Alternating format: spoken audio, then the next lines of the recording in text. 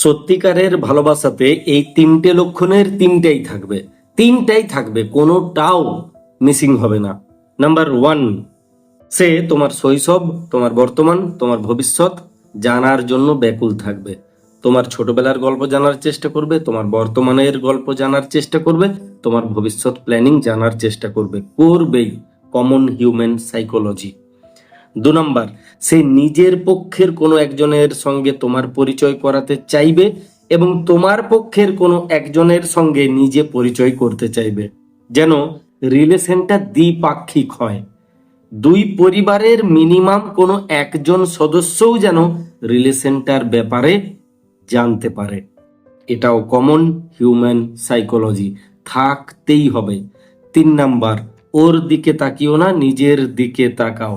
আমাদের একটা ষষ্ঠ ইন্দ্রিয় আছে, সেটা অনেকটা আত্মার মতো, কিন্তু আত্মা নয়। সেই ষষ্ঠ ইন্দ্রিয় আগাম অনেক কিছু টের পায়।